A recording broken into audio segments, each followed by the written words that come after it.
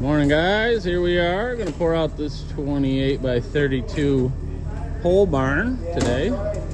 The mud is already here. Sean's got the conveyor. We're going to slide it through this big door right here. This door won't open anymore. We're going to start pouring that out. Right now it's just me and Biscuit and Chris. Mike ran out of gas on the way here, but he's coming. I think Tuna overslept, so I tried to call him, but we'll get her in. Not a big deal. But Sean's mixing up the mud right now. We got 4,000 pound guys with fiber. A little bit of air in it for this pole barn. That's what we're doing. Hey guys, Bondo here. 28 by 32 pole barn, like I said. I'll kind of walk you through how we poured this. You see we snuck that conveyor in that overhead door, and it's got that trimmy boot on it, and we're just kind of filling her in right here. And then looks like Biscuit and Chris are puddling, which is just raking the concrete flat. This barn, the skirt board, what we call the skirt board, is the 2x6 along the bottom of the barn. Well, when this barn was built, they evidently didn't use a laser. Maybe they used a transit or something. So this skirt board was off, so we just used the laser to set our heights, guys. We didn't go by that skirt board. So they actually had to take the doors, the overhead doors, back out of this building when we were done pouring concrete. We kind of wrapped the garage door, the pieces that go down into the concrete, the sides of the, I guess you call them the rails that the door rides on. We kind of wrapped them so that they could pull them up, because this floor, like I said, they had a dirt floor in here when we started. We prepped it and put gravel and everything down, but their work was off on the building. So by the time we poured our level floor, they were going to have to adjust all their doors and reset their doors. So just something to think about when you're pouring these out. Make sure you check. Don't rely that the carpenters did, built the building level, and you can just go with that skirt board, because we've seen it several times. You can see Mike there setting wet pads there with the laser. You can see the laser right to the right of the screen there, guys. And we just hand screeded this off, guys. And we had plenty of help, you could see. And Biscuits there, bow floating right there as we put it in. The water was bad water.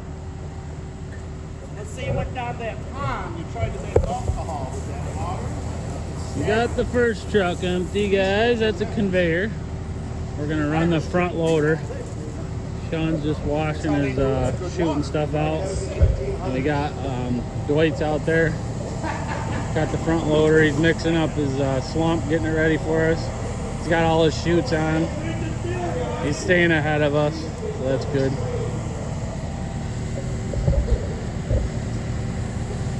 That's how we do it. There's not room to put two trucks in here right now, so I gotta get Sean out of here. He's gotta fold up his tremmy and stuff.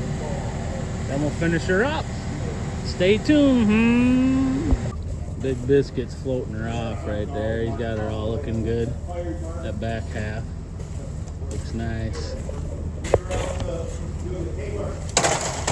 That's bolted. All right, boys. Looking good. Looking good.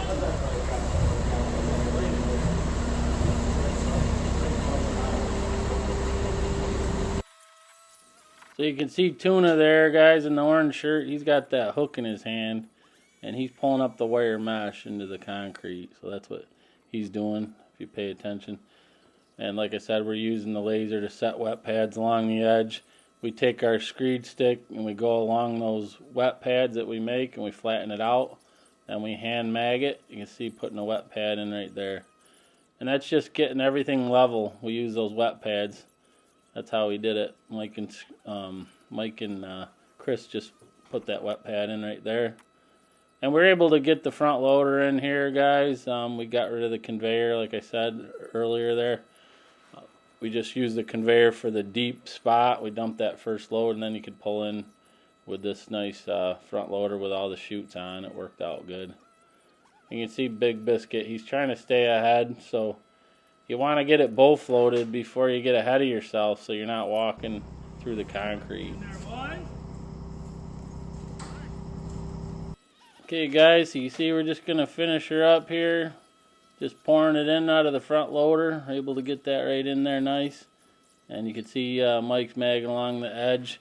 We'll get that edge in, then we'll use the wet screed right there to put that in. We'll use that screed stick to make a wet pad. Now we're just going to turn and work our way right out the building. As you can see, the puddler's right behind you. Looks like we noticed a little low spot there. So they reached back and filled it in. That's the time to do it. You can see we just work our way right out, guys, right through that doorway. Once we get to the doorway, a couple guys jump out of the way, get a little more concrete in there, and that's how we did it. Stay tuned. We're gonna I'll show you how we power troweled it. And if you're liking the video, guys, make sure you hit the like button for me. That'll help me out. And if you're not a subscriber, check out the channel for me. I do a lot of this stuff. Thanks.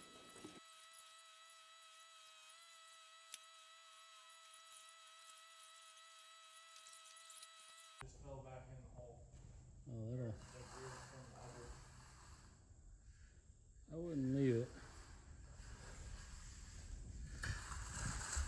This is where we're at, guys. We hit it with about 3 passes so far. Getting nice and flat. The boys are hitting the doorways right now where they can reach. I like to get that all closed up because the doorways a lot of times are in the sunlight and they'll dry first. So I'm gonna give it a few minutes, get a drink of water, and then I'll be out there again. Hit it again, a couple more hits.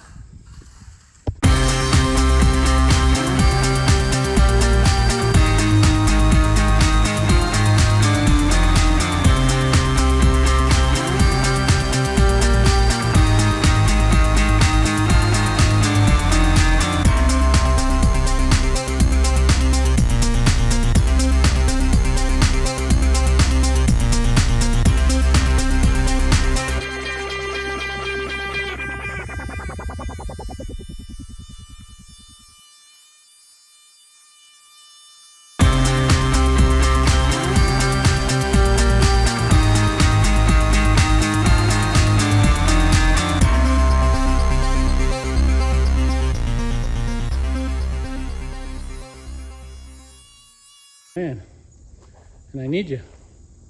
There it is, boys and girls. We got her done. We're gonna come back and cut it in a little while. We gotta go over and spread some blocks around on the pad we poured yesterday, but she shined out real nice, I should say. And there it is. Thank you.